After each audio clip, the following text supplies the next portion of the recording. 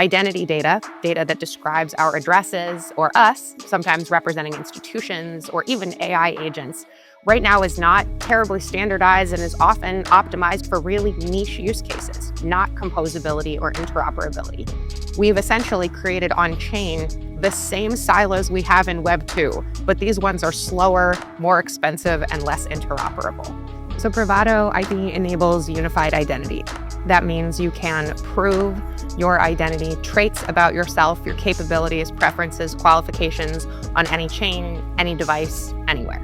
We realized that it would be actually very valuable to bring to market a protocol agnostic solution, not bound to any single blockchain. Our first goal was to build the protocol completely open source, because we thought we have the vision that society should be able of reading and understanding how are we dealing with personal information. Just as there are many identity issuers in the world today, nation states, so too is it important that we support an open ecosystem where many sources of identity can be used composably together. Welcome to Epicenter, the show which talks about the technologies, projects, and people driving decentralization and the blockchain revolution. I'm Friederike Ernst, and today I'm speaking with Evin McMullen, who is the co-founder of Privado ID, and Diego Fernandez, who is the former Secretary of Innovation for the city of Buenos Aires and the co-creator of Quark ID. Before I get started with Evin and Diego, though, these are our sponsors this week. If you're looking to stake your crypto with confidence, look no further than Chorus One. More than 150,000 delegators, including institutions like BitGo, Pantera Capital, and Ledger, trust Chorus One with their assets. They support over 50 blockchains and are leaders in governance on networks like Cosmos, ensuring your stake is responsibly managed. Thanks to their advanced MEV research, you can also enjoy the highest staking rewards. You can stake directly from your preferred wallet, set up a white label node, restake your assets on EigenLayer or Symbiotic, or use their SDK for multi-chain staking in your app. Learn more at chorus.one and start staking today. This episode is proudly brought to you by Gnosis, a collective dedicated to advancing a decentralized future. Gnosis leads innovation with Circles, Gnosis Pay, and Metri, reshaping open banking and money. With Hashi and Gnosis VPN, they're building a more resilient, privacy-focused internet. If you're looking for an L1 to launch your project, Gnosis Chain offers the same development environment as Ethereum with lower transaction fees. It's supported by over 200,000 validators, making Gnosis Chain a reliable and credibly neutral foundation for your applications. Gnosis DAO drives Gnosis governance, where every voice matters. Join the Gnosis community in the Gnosis DAO forum today. Deploy on the EVM-compatible Gnosis chain or secure the network with just one GNO and affordable hardware. Start your decentralization journey today at gnosis.io. Hey, Evin and Diego, it's a pleasure to have you both on. GM, it's great to be here. Thank you so much.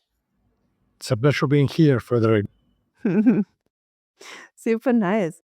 Maybe let's get started with a little bit of background on both of you. And I'll start with Evin, so ladies first. Evin, tell us about your journey up to and into Web3. So thank you so much for having us here today, Friederike. It's wonderful to be here. Big fan of the Epicenter podcast. So very proud to be able to share more of our work right now. My journey on chain began a little over 10 years ago. As a student, I had the privilege of one of the world's best professors who introduced me to decentralized technologies and Bitcoin. Several years later, I started working at a company called Consensus, building out the Ethereum ecosystem and introducing decentralized technologies to governments, institutions, and brands around the world. After spending a few years building in the decentralized space, I realized that we did not have enough data on chain to coordinate more than the DeFi that we know and love today.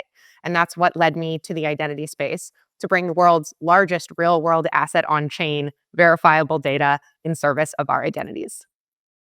I remember meeting you for the first time kind of when you had just started Disco, which was then kind of acquired by the Polygon ID, which is now Privado ID, making you co-founder of that.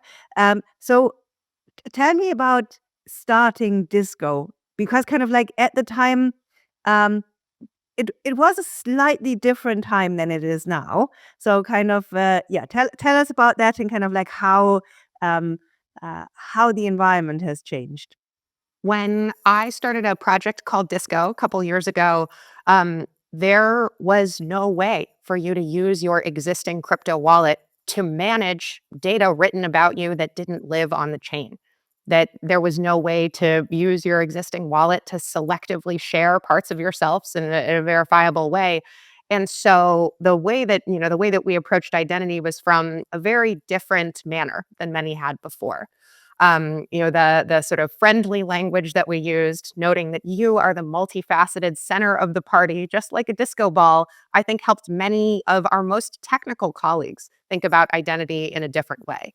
In the years since, we've seen the concept of identity, verifiable data, credentials, and decentralized identifiers go from being the weird thing that Diego and Evan were talking about and no one else was talking about to something that is a common topic amongst investors, founders, and builders everywhere. So I definitely think 2025 will be the year of identity, but part of that is due to the long run up of our efforts preceding. So tell us about the acquisition through Polygon ID. So kind of obviously kind of identity um, is very much a vertical that kind of tends towards um, consolidation. Just because there's no real value add in having several competing identity solutions. So kind of tell us how the acquisition came about and kind of like what your considerations were going into it. So, Frederica, first, I'm going to politely push back a little bit Go on for it. the need for or the reality that multiple identity systems exist. Just as there are many identity issuers in the world today, nation states, so too is it important that we support an open ecosystem where many sources of identity can be used composably together. And actually, that's one of the challenges I see in many, potential other solutions or offerings that have been presented. They are monopolistic and cannot be used together. But we live in a reality where there are multiple institutions, multiple sources of reputation, multiple apps, multiple nation states. And so that's why I think that the open ecosystem, in which Diego and I build together, offers the only viable way forward.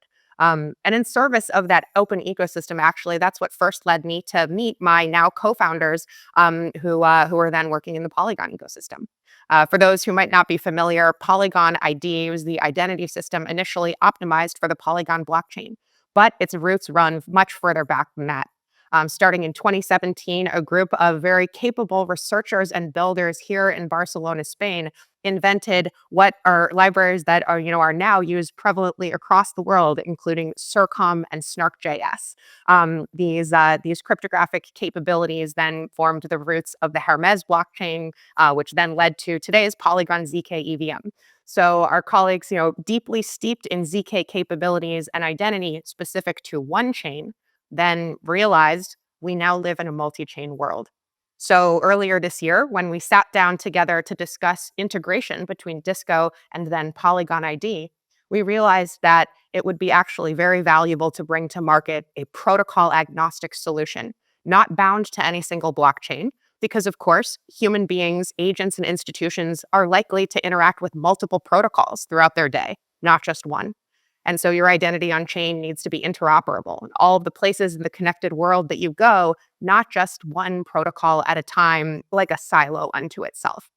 So through the course of discussing technical integration, we actually realized that our stacks complemented one another pretty well, from Disco's protocol agnostic approach and strong focus on developer experience and deep ZK expertise and R&D from the GigaChad engineering team over at then Polygon, now Privado ID. So joining hands with my co-founders, Sandeep Nawal, Jordi Belina, David Z, and Anthony Martin, we now lead a team unified together under the focus of bringing identity to the world, its agents, its institutions, and most importantly, its degens. Super nice. Yeah. So we'll dive into kind of how it works under the hood in just a bit.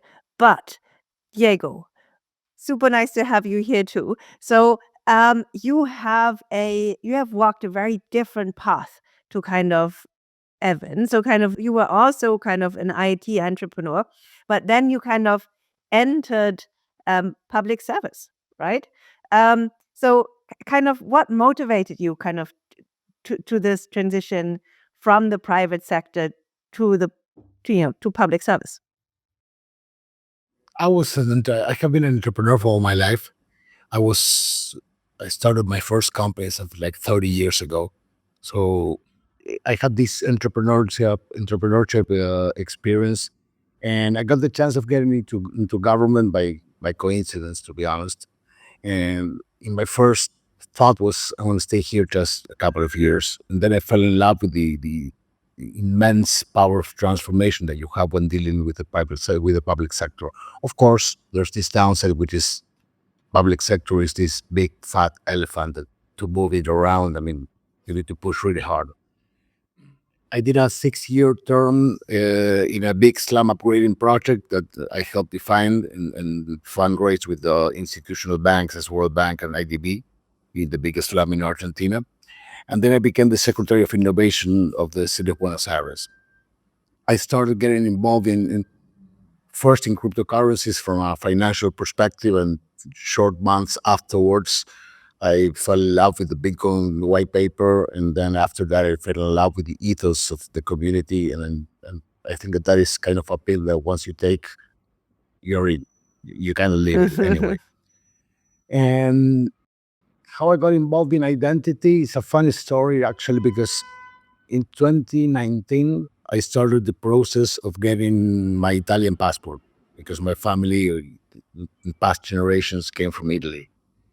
And I went through all this so cumbersome process of getting, of course, the birth certificate of my great-grandmother. I expected that to be a hard one because it was in Italy in 1800s, and that, of course, should be difficult.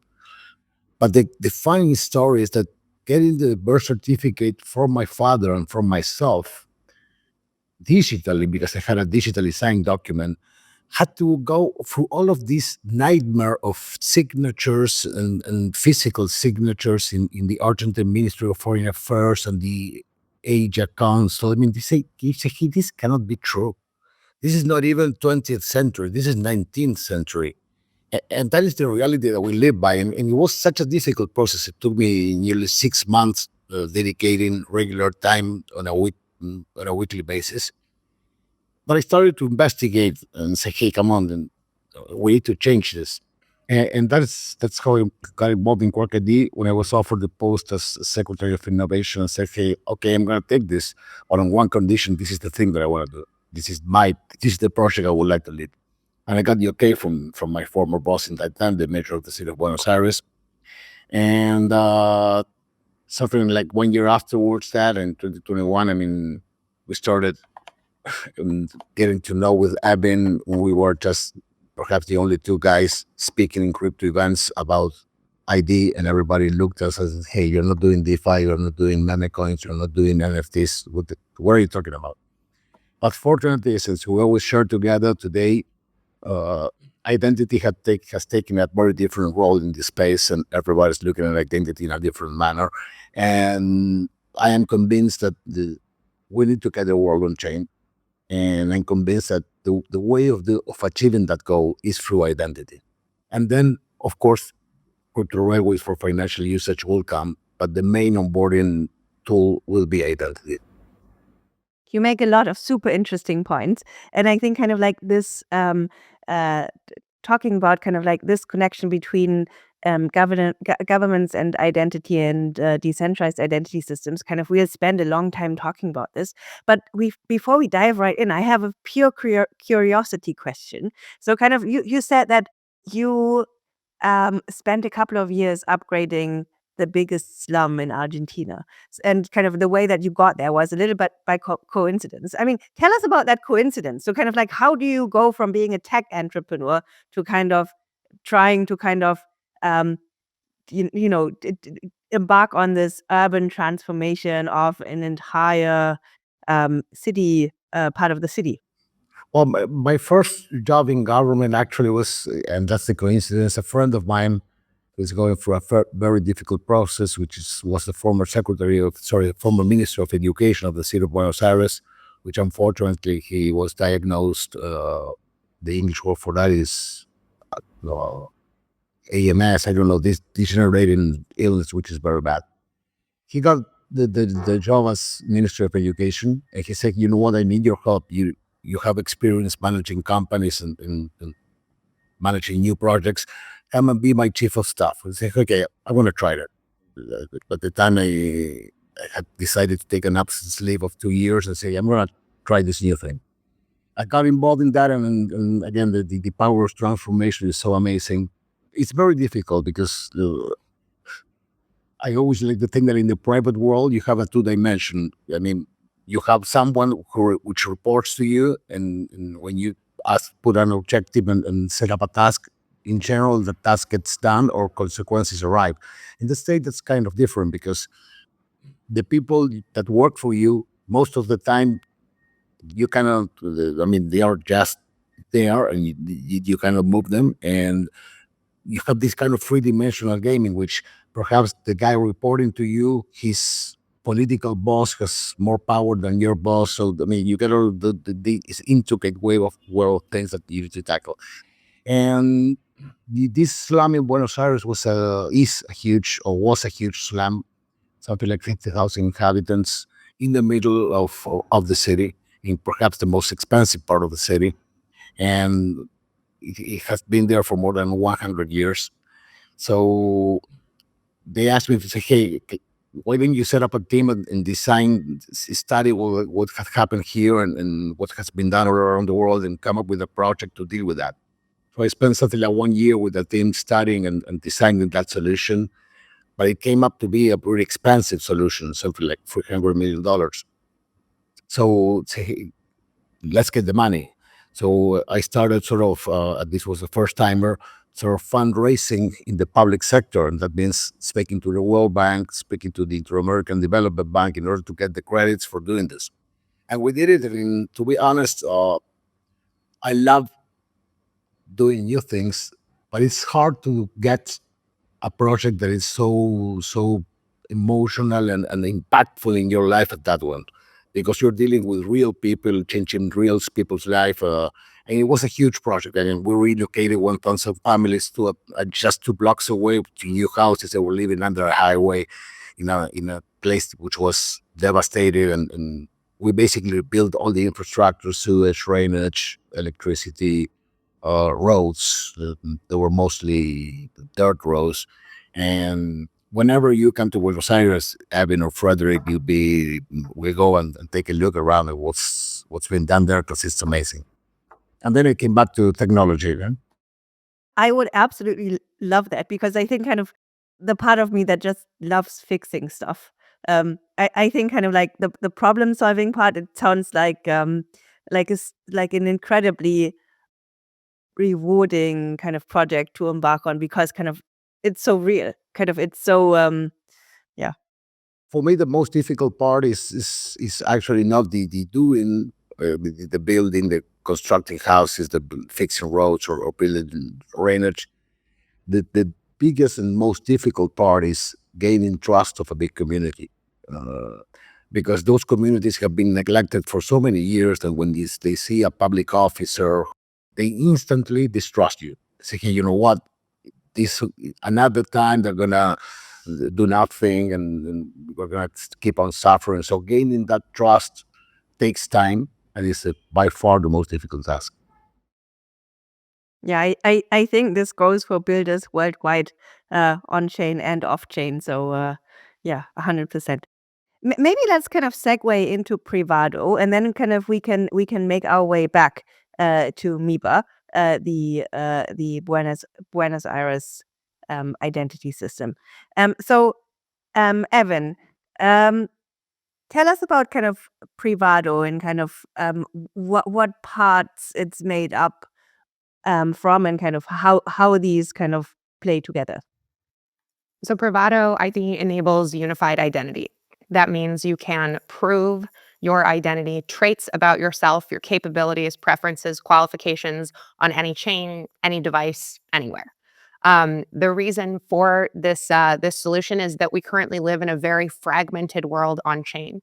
Identity data, data that describes our addresses or us, sometimes representing institutions or even AI agents, right now is not terribly standardized and is often optimized for really niche use cases, not composability or interoperability. We've essentially created on chain the same silos we have in Web 2, but these ones are slower, more expensive, and less interoperable. However, we see a unique opportunity to leverage zero-knowledge proofs for interoperability and to take the headache out of identity and many kinds of compliance for builders. From a technical level, Privado ID starts with a few smart contracts, a registry of issuers of reputation. These are proven authorities in their subject matter, such as KYC compliance. However, there are a variety of different types of identity data that can describe you. For example, your chess.com score can now be taken out of the application and safely to the chain through our infrastructure as well. So this registry of authorities of reputation can then issue verifiable credentials to recipients, individuals, institutions, agents. These credentials are kind of like diplomas, statements written about you, signed by another party, encrypted against your keys, secure so that only you can decide to disclose them. Then Privado ID makes it really cheap, fast, and easy to create a client-side proof on your mobile device, and then to publish evidence of that proof on chain, such that you can initiate or disclose to any application or service that you indeed embody those proven traits.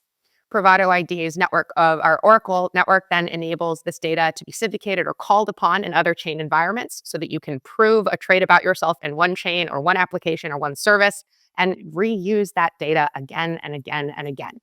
For this reason, we are often referred to as middleware infrastructure, sitting in between blockchains and applications, making it easy to reuse and build on top of data from multiple sources. A few fun capabilities that Privado ID has introduced to the world include ZK revocation of credentials. So that, for example, if your KYC status changes, those credentials can be revoked and their shared private state can emanate across chains. Additionally, we also allow the ability to refresh these credentials. So, for example, if you have a proof of how much ETH you have in one wallet that you want to be able to prove in another, and that balance changes, you can actually refresh that proof without interrupting any of the outside processes that might rely upon it. So, in this way, we enable shared private state of identity data across chains, and make that really simple from a ZK perspective, abstracting away a lot of that complexity from developers. If you're interested in interacting with or building on Privado ID, I would probably first direct you to our friendly JS SDK and embedded wallet. Make it really easy to be able to plug in access control based on certain traits or capabilities. For example, age verification has become a popular topic in recent weeks as Pump.Fun recently had their live streaming taken down for lack of age verification. With Privado ID, we make it easy to prove and reuse proofs of age so that apps can build adults-only experiences that are safe for their users. Similarly, access control based on KYC status, location, and other essential traits allows us to bootstrap on top of trust that has already been built or can be asserted in the IRL or Web 2 world, and to bring that valuable RWA of our real-world data on-chain. So, when you say there's different entities that can attest to things, does that mean that kind of there's different KYC providers kind of integrated into this, or kind of like chess score providers, or kind of like whatever kind of attestation kind of you're looking for, right? So, is there like an entire host, and kind of who picks who I authenticate against? That is a great question. So, yes, exactly as we were discussing earlier in our conversation, there are many sources of reputation in the world already. KYC providers, nation states, companies that it may attest that you work there, or even peers who know you and can say things about you. So, any address is able to make statements about others, but based on how they present themselves, how they set up, what qualifications or capabilities they provide, of course, those can be presented differently. The Privado ID marketplace of reputation issuers is broadly diverse and growing by the day, including multiple KYC providers. Okay. And say kind of like now let's look at this kind of from the user side of things. So say I want to enter a Web3 application that is age 18 and up. What do I do? So it depends on how that application wants to request that proof of age. If they're interested in doing so in a privacy preserving way, they can visit our query builder without having to deal with any of the complex zero knowledge proofs. Instead, they can use a friendly interface, click a few buttons to decide they would like for their users to be over the age of 18, let's say, and then they can select from multiple sources of reputation, multiple providers or issuers of reputation whose data might indicate that you're over the age of 18. For example, if you've passed KYC, that means that you are likely over the age of 18. Additionally, if you have a national identity document that indicates your age, that could be used as well. And so this is an example where, as a verifier or the party verifying the data to allow you into my space, I may want to accept multiple different types of inputs to indicate your age to me. This is consistent with the way that age proofs work in a variety of different instances where you might be able to, for example, use a utility bill or a credit card in Web 2. So we want to make sure that flexibility is just as available for builders in Web 3. From a user perspective, what that looks like in your actual application experience would probably be something to the tune of connecting your wallet as you would normally to a Web 3 dApp. Inside of that wallet, being presented with a request for age proof. You could click a button to elect to disclose that you are above that age. And so then sort of validate your sort of qualifying trait on chain, but would not disclose the underlying data, such as your actual date of birth. And then, just like that, in a few seconds, you'd be able to enter your application and proceed happily on chain. Super nice. If I kind of think about this from the other point of view, kind of that of the dev developer, how do I make sure that the source that's kind of emitting this attestation is actually a good source for that? So kind of like if kind of like when I integrate a KYC provider, for instance, say I use SumSub or Onfido or something, I I mean, they are usually kind of like regulated in some way, kind of I know things about them. Is the same true for kind of interacting with them on your platform? I think that is a really important thing to point out, that just because an address has signed a statement doesn't mean they're an authority on the subject. For example, if I, Evin.eth, decide to sign a credential that says Diego has passed KYC, I don't know that Frederica would recognize Evin as a legitimate KYC provider in accordance with government policy. And that's why the issuer registry is important.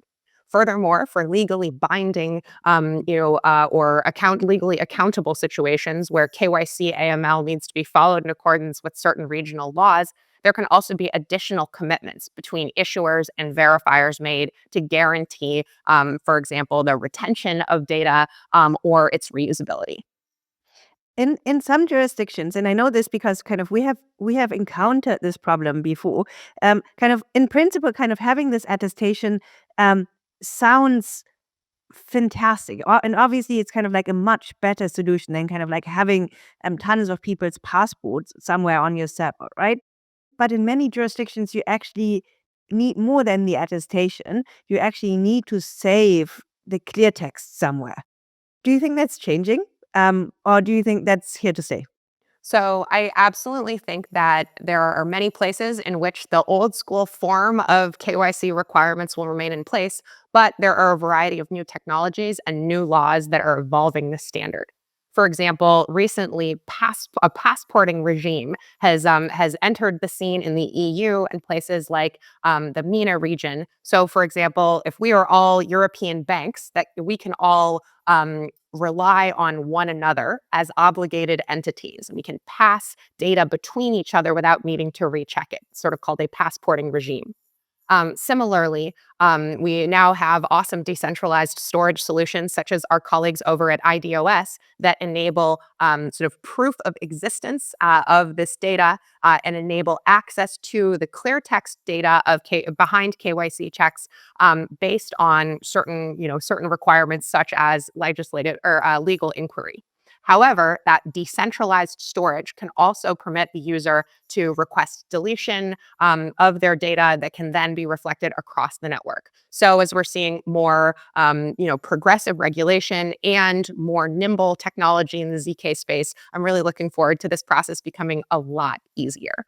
When we think about KYC, often we have one KYC issuer and they have sort of one client or recipient for whom they're performing that process, and that's it. So that by the time you may, enter into a second or third KYC process, it's like your first day on the internet and you have to begin from zero. We're starting to see this premise of reusable KYC or reusable credentials being offered as a solution to have kind of an interim step to a totally open ecosystem. We sometimes call this one-to-one KYC is kind of the old school way, and one-to-many KYC is one KYC provider and many verifiers of that data.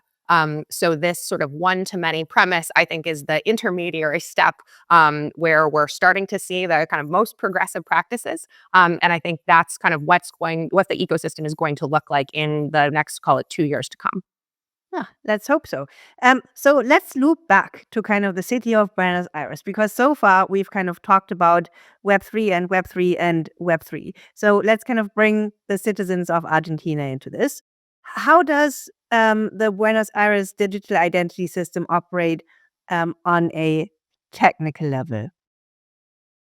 Well, we developed, I mean, not we alone, but we and the local and regional community in the crypto space, we developed Quark ID, which is a self-sovereign identity protocol based on the W3C standards of the ID and verified credentials as Privado ID and many others are using out there. Today, we're anchored in the CK Sync era chain, but the protocol is by definition multi-chain. As a matter of fact, we started and we anchored it in Rootstock, which is a layer 2 running on top of Bitcoin. We anchored it on Polygon as well. We anchored it in Ethereum layer 1. We anchored it in Starknet. And finally, we decided to go through with CK Sync. But we have today in the GitHub, the protocol is open source and it has been declared digital public good by the Digital Public Good Alliance. Anyone can take the code and anchor it. It's not that hard of a job in any type of blockchain. How do we do this? Okay, our first goal was to build the protocol completely open source, because we finally we have the vision that society should be able of reading and understanding how are we dealing with personal information, even if we're using blockchains, because putting personal information in blockchain is for me a no-go. You can put claims or whatever, but not PI, because that's extremely dangerous. In the case of Quark ID, information is only stored on device. So of course the government or the issuer has the information, but there's no central database of information anywhere. What we do as a city is, let me speak as how we were operating before and how are we operating now. Before, we have basically two doors open. The first door was the door that our Web2 application used, in which you had your application, you had your login and password. You had to go through a biometric process in order to verify to KYC yourself. And once you had that, each time you open the application sort of pulled for this API and got this kind of electronic documents, digitally signed electronic documents into your application. That was the first door open.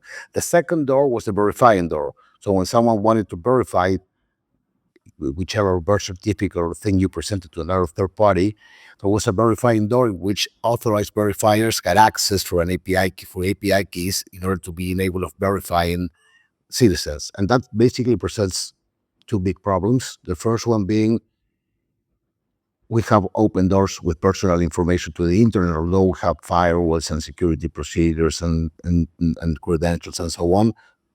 Things get hacked every day. And for me, It's not a matter of if, but when are you going to be hacked? Just to give you an idea, last year, the city of Buenos Aires, the 2024, the city of Buenos Aires received over 30 million attacks per month because people love to hack government. So you're always a big target. Today, those two doors are basically closed because the first door, the issuing door, gets only opened one time to issue the credentials, and then the credentials reside on your phone. And you don't need to have a permanent door open for people downloading credentials each time they open their app. You open the door, mint the credentials, close the door. And it's a temporary door. And the second thing is you don't need a verifying API in order to check the validity of a credential. Because within the credential, and following the W3C standard, you have allocation of an array of bits, which the issuer can change from 1 to 0 for each credential to determine if that credential is valid or not. And let me give you a real-world example. Today, we're minting driver's licenses on the Quark ID protocol using the MiBala wallet app. Maybe my driver's license expires in December 2026, but maybe, I don't know, the day before yesterday, I was stopped for a control and I gave positive for driving and drinking or driving under the influence. Hence, the police has the authority of revoking or doing a temporary revocation of my license. And that is a law that exists in Buenos Aires. If they catch you drinking, you get your license revoked. You need to go through certain courses and things and pay fines and whatever, because of course you may not drive under the influence. Police has the authority of revoking that license without touching your wallet and without touching your credential, because they just put a flag on the specific location in which the bit corresponding to your wallet is, and they put that from 1 to 0. So the level of security and the level of privacy that the city of Buenos Aires now has and is able of how it's able of managing personal information is an order of magnitude better than it was before. Okay, so there's a lot to unpack here. So maybe kind of let's kind of go back to kind of the technical underlyings. So kind of like you have the Quark ID chain, and that's kind of anchored in a number of different blockchains. But kind of who has the authority to kind of write to that chain? Because kind of it can't be everyone, right? Because I mean, the police officer should be able to kind of invalidate your driving license, at least temporarily. But I very much shouldn't, right? So kind of how do you manage the access here? Oh, Quark ID is not a chain. Quark ID is not Okay. a chain. We just anchored the DIDs, which is basically a hash identifying your wallet in the chain. That's the only thing we put on chain. Okay. Each issuer decides where their validity is stored. That may be a what to access, that may be even stored on chain, that may be a Postgres service with an API. That is a decision which is made by each verifier, by each issuer, sorry. So you as an issuer, when you mint your credential, you put a lot of information, but basically two informations regarding credential validity. The first one is where is the array of validation located? And second, which is the position of that credential within that array. So that verifiers don't need to contact the issuer each time they validate someone, because they just download that array locally as a verifier and they check it locally. They don't need to contact the verifier. So the only one able of altering the validity of a credential is the issuer, because they have the complete control over that bit of arrays that determine the validity of each credential. So in this example, kind of the issuer is the DMV, the Department of Motor Vehicles. It's not me, right? Kind of I don't issue. Is it me? Kind of like do I issue my own No, it's a driving license? No, right? It's the DMV, right? Yeah, I mean, it's the equivalent to the DMV for the city of Buenos Aires. That's right. Okay. And then kind of like for each one of these documents, there's a different, there can be a different authority that kind of can alter the record, right? Each issuer has complete control over over how they issue their credentials. And this is important, as the issuer has no way of altering the credentials that you have in your wallet because they are under your control, this validity this validity strategy is precisely so as not, because you can't modify any issued credential because they are already issued under the control of users. You can specify if the credential is still valid. That was the example of, as Kevin mentioned before, hey, if something in my KYC is altered, the KYC issuer needs to be enabled of saying, hey, this has changed. This is no longer valid. You need to reissue your document. And here there's a combination between an interesting combination between the technical side and the regulation side. Let me give an example. I don't think that there's a document which has a greater stability as a birth certificate. You're only born once. But anyway, that document may change because, I don't know, maybe you change your name, for example.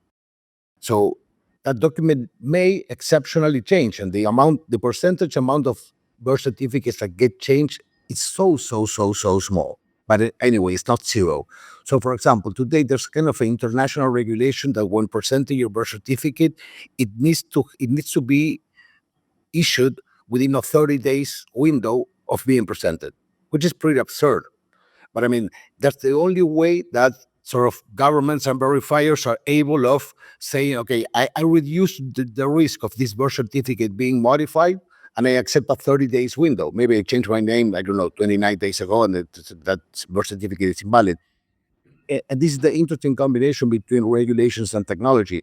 Because of previous technology of digitally signed documents, you had no way of perhaps verifying that the document is still valid. With this type of technologies, you can do that perfectly well without even contacting the issuer.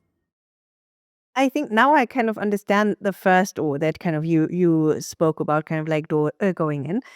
Let's talk about kind of like the second door, right? So um, I now have something in my wallet, and tell me what exactly I can do with it. So kind of like, say kind of you're in the position that kind of you need your own birth certificate or kind of your father's birth certificate. How does having Quark ID or MIBA, how does it help you?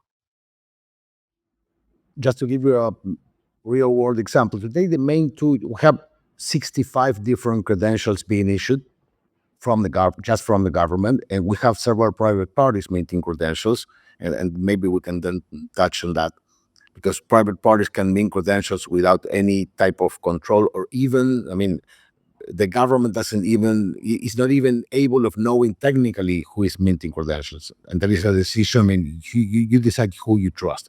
Anyway, you have 65 different type of documents. Today, the main two use cases are birth certificate and driver's license, free, and citizen's credential. When you go through the KYC process, which can be done in two different ways.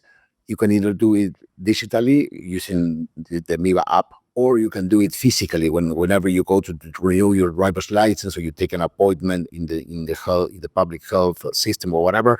Then you get sort of KYC, and are you given the right to mint your credentials. First use case is presenting your birth certificate whenever the birth certificate is required. As for example, when you are in Argentina, we have a requirement that you need to present your birth certificate because you need to give your underage children a permit to travel offshore. So if your underage children is going to another country, you need to have a permit signed by both parents. And when you do that, you need to present the birth certificate of both parents. Yep. Today we haven't done yet the verified credential of the travel permit, but that will be done in the future. So that is a real world use case. Second real world use case, in the city of Buenos Aires, we have 3.5 million registered users and almost 2.5 million monthly logins in our websites. So today you can log in your website just scanning a QR code and presenting to the website systems the the citizen's credential. So you scan a QR code, no username and password, and you get into the website, and you can do whatever thing you need to do with the government. And the third use case, which is probably the most popular, is the driver's license. So today, if you have a driver's license issued by the city of Buenos Aires, and we have a lot of driver's licenses, we issue something like 50,000 K per month. A policeman stops you, shows you a QR code, you scan the QR code, and the policeman has approved that you have a valid driver's license.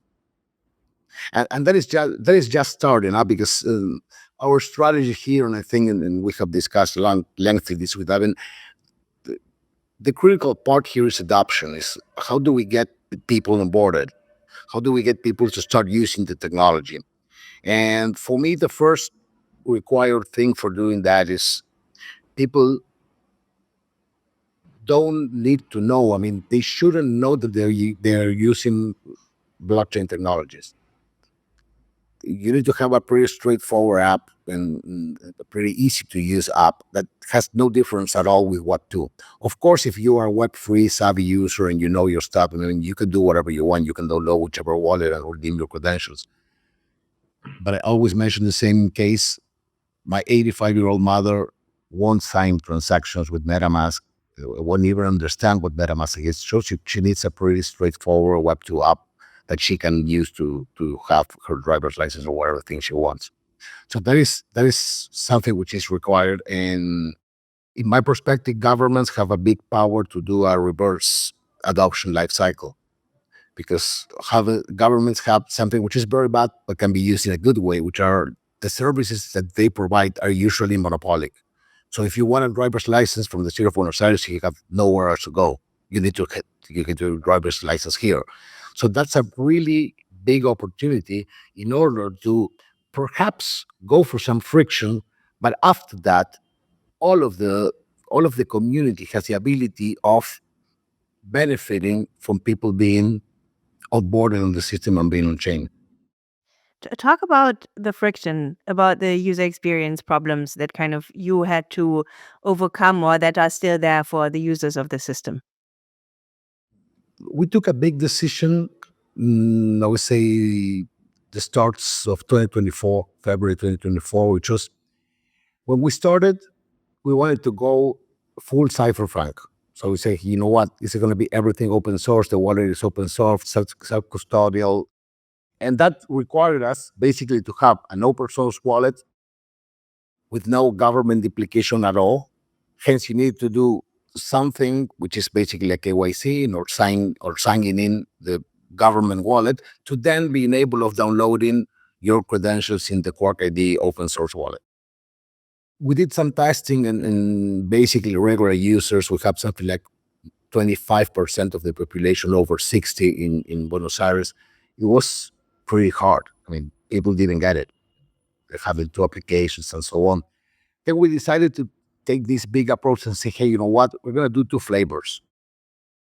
If you want to go full self-custodial, you can do it. You can download the Quark ID wallet and get your credentials there. But if you're not that much into technology and you don't want to mess things up, we just change the architecture of our Web2 app, embedded the Quark ID rails inside it, and it's a custodial app.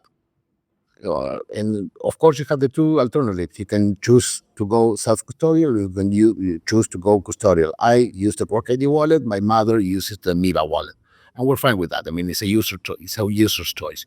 So from a user's perspective, today the friction is not that much, because by pursuing this strategy, basically one day users realized that their MIBA application got updated. We changed the logo, and the first time they opened the application, they had to go through this onboarding process. If they didn't have a KYC, they need to do it. If they had a KYC, they just need to log in, and then you had this kind of a 1 or 2 minutes process in which the ID got created, the credentials got minted, and so on. Afterwards, the second time you open the wallet is instant, because the credentials are stored locally.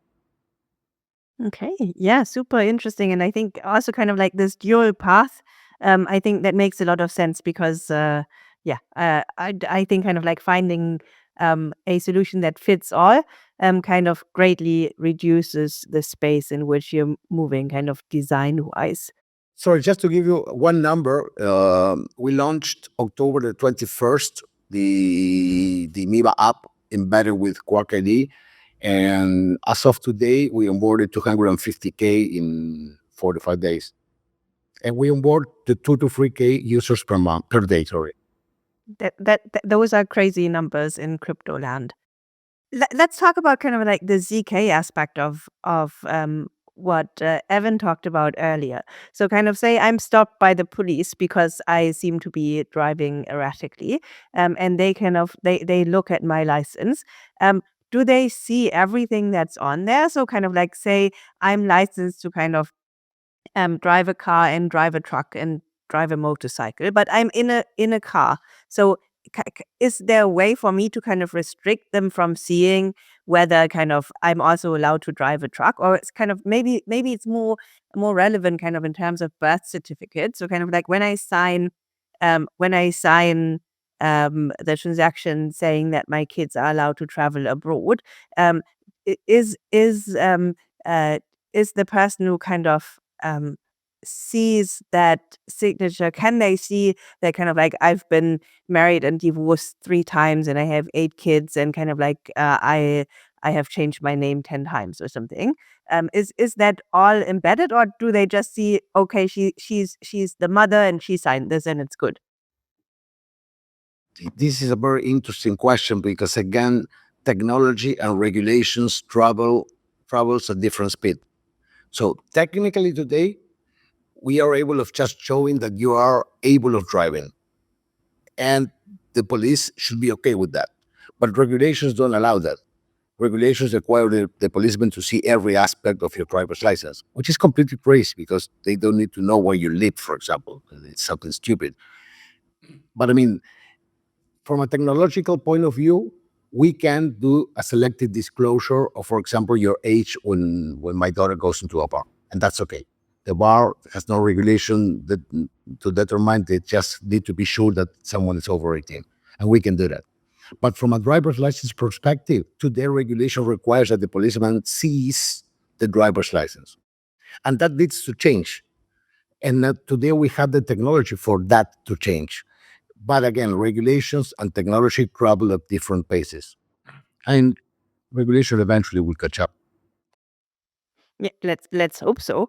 So, do you see any societal impact since kind of you've launched the MIBA and Quark ID app 45 days or so ago? So, is there something that kind of clicks for people, or is it just another kind of piece of software they use as a good citizen? I hope this is just another piece of software because if it changes too much, we don't want to disrupt society. We just say, hey, you know what? This is cool. I have my driver's license. I can show it, scanning a QR code, and that's it. It's a piece of software. What happens under the hood is just, I mean, it's lovely, but it's still for nerds, and society doesn't care about it. The greatest impact that we are seeing is private companies and institutions getting on board, because they say, hey, you know what, this is amazing. We can sort of get rid of several aspects of personal information and security that we used to deal with, and now we have a much better way of doing it. Hey, and this is a real world scenario again, fintech, and we're modifying the regulation in order to achieve that. Fintech say, hey, you know what, if I get presented the credential of the city of Buenos Aires, then I could get rid of the KYC in part of doing, going to what Evin was saying about reusable KYC. Can I get rid of the KYC and the onboarding process, which is costing me basically 50% drop-off rate in my onboarding process? Oh, yes, you can. Again, technically you can. We need to come up with certain regulations in order for you to do so. And the great ability that it provides, for example, universities, banks, or whatever, of minting credentials on their own at a zero cost, because we already paid for the creation of the DID, and they can mint credentials at zero cost. So we have the second biggest university in Argentina starting to mint credentials for the students, because the students have this sort of benefit in certain jobs and commerces in Buenos Aires that they can buy with discount because they're students. Okay, you present the credential of a student of this university and then you get a discount. The same thing happens with banks. The second largest retail bank in Argentina integrated this technology within their wallet because they offer this possibility to subnational states in Argentina and say, hey, you know what, we give you this wallet with our bank's services and you can put your government documentation inside the wallet. So all of these different applications that institutions, private institutions are, and I mentioned big institutions, there are two big gas companies which are starting to mint the utility bills as verified credentials so people can show that as a proof of address. And even much smaller, much smaller companies or startups, as for example, we have a crypto hub here, which is called Crecimiento, and they're doing pop-up cities once every 3 to 4 months, which is called Aleph. And the Aleph passport credential is minted on top of Quark ID. And for them, it's pretty easy. They just download the issue or start minting credentials, and people can either use Quark ID or they can use the same wallet of the City of Buenos Aires. That's super interesting to kind of hear how it works in practice. I now have a question for you again, Evin, and I think I'll have the same question for you, Diego, so pay attention to what Evin says. So what ethical considerations kind of arise with blockchain-based digital identity systems? Or maybe kind of to reframe that, what's the unhappy case? So what could go wrong? As Diego was noting earlier, the practice of publishing data on a public ledger can get dicey when we start talking about data that describes human beings. I often think of blockchains as the most public and permanent form of expression that human beings have ever had in our existence as a species. And so, certainly exposing private data, especially data that can be used to marginalize or harm people in such a public and permanent forum, can have devastating effects. We've already seen that the exposure of potentially harmful personal data has exacted all kinds of havoc on individuals around the world, from hacks or even malicious publication of personal data. Not to mention the many different laws that prohibit the disclosure of personally identifiable information in a form that cannot be deleted and cannot be protected and sort of cannot abide by law. The bear case for poorly built monopolistic doxing technologies is that we fail to take advantage of the unique tools and capabilities of zero-knowledge proofs, scaling solutions, and blockchains for their security, and instead make short-term compromises that add to the fragmentation of our ecosystem and endanger the individuals that we would hope that they serve. The United Nations has actually named as one of their sustainable development goals, I think 16.9, that by the year 2030, the objective is that all people in the world will have legal identities. And I think that it is unlikely that these sort of more niche monopolistic solutions could possibly breach that goal. There are 850 million people in the world right now that do not have, provable identity documentation. And so as we start to consider a global implementation of this tech, we need to consider it truly globally in the places where the privileged and technical literacy that we enjoy here on chain, it is not necessarily equal to all. And so that's why I think privacy preserving technologies, legally compliant technologies, and optimal user experience for everyone from our degens to their 85-year-old mothers, like our friends at Quark ID are building, are so essential to avoiding that bear case. Yeah, that's several interesting points you're making there, Evin. Diego, from kind of the practitioner's perspective, what are you afraid could happen? I wouldn't say what I'm afraid could happen, but I'm afraid of what is happening. And we see it every day. Early 2024, the National People's Registry in Argentina got hacked and 65 million identities were stolen. So you got personal information pouring all over the place. Something like 4 months ago, the national driver mobile, the national driver's license institution got hacked, and you had a Telegram group in which you put someone's ID number, and you get a photo of the driver's license. Oh, that's terrible.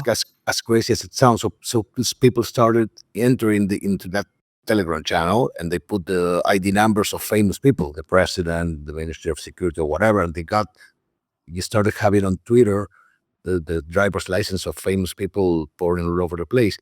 So last week, two of the main hospitals three of the main hospitals in Argentina got hacked, and all of their medical records got obliterated and ransomware. And they asked 150 BTC to get those records back. So people, and I have a couple of friends working there, were forced to, for example, instead of when you do whichever study, a blood test or whatever, instead of using their systems, they were forced to print out the study and carry the papers all around.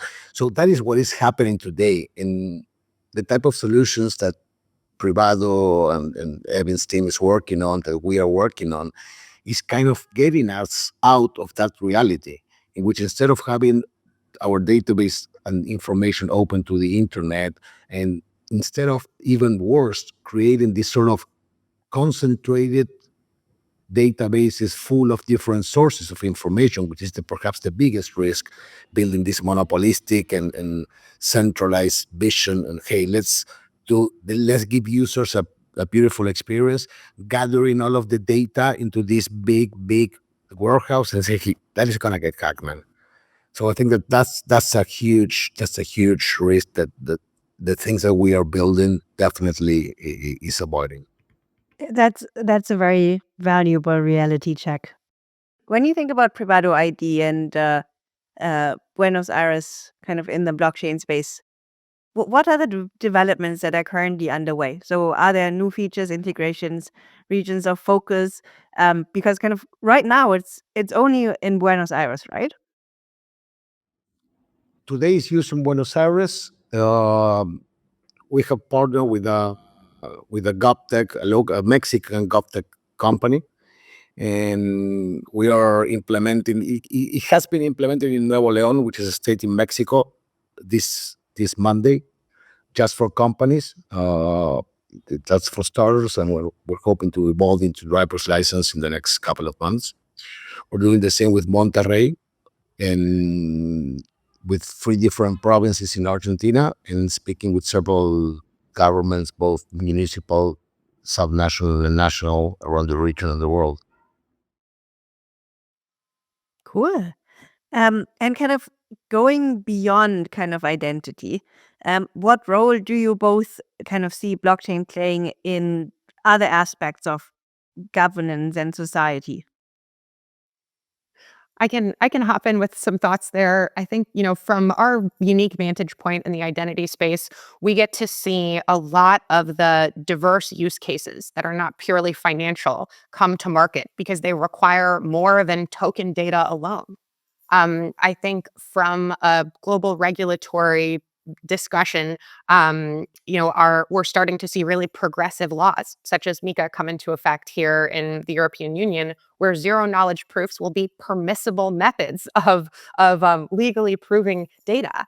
This is, I think, a dramatic difference from a few years ago when few people, even in the crypto space, could explain what a zero knowledge proof was.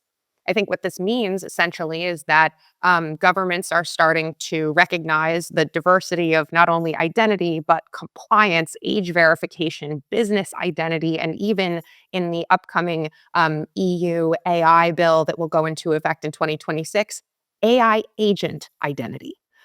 So the sort of range of these different capabilities then asks us the question: what will the impact of blockchain transactions be for these different capabilities? At Privado ID, two sort of camps where we receive a lot of requests for support. One are in the agent identity space, enabling agents to transact on chain and develop reputation such that they can coordinate with one another more easily. And then also in the institutional space, there's over $2 trillion of capital trapped off chain because it cannot enter the permissionless offshore casino and commingle funds with unknown parties. So bringing permissioned liquidity into DeFi through institutional development, I think, is also a meaningful way that we can move value on chain, leveraging these more maturing identity technologies, and also bringing the space forward as a whole.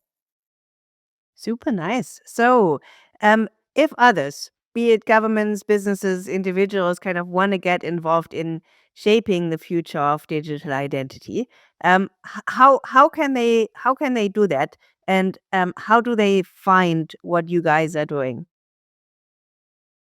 In my case, you could just go to quarkid.org and check our website there, or you can contact me at Fernandez, which is my name on Twitter. Fantastic. What about you, Evan? For all CGens, civilians, and builders alike that are interested in the identity space, we always welcome you at Privado.id or at Privado ID on Twitter. In terms of activities that you can try right now, you can, of course, explore our libraries, our embedded wallet marketplace, schema builder, query builder, and many other tools and capabilities.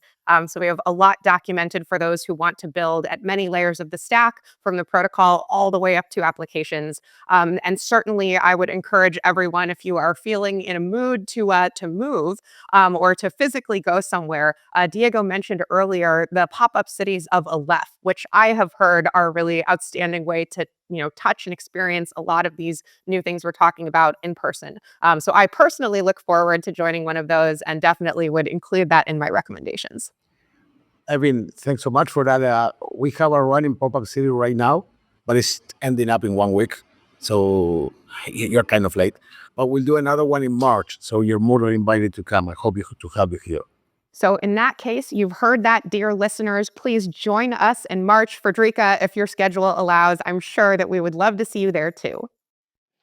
Perfect. Thank you both for coming on. What a fun topic to discuss. Thank you so much, Frederica. It was an absolute delight. Thank you guys so much, and we will see you on chain.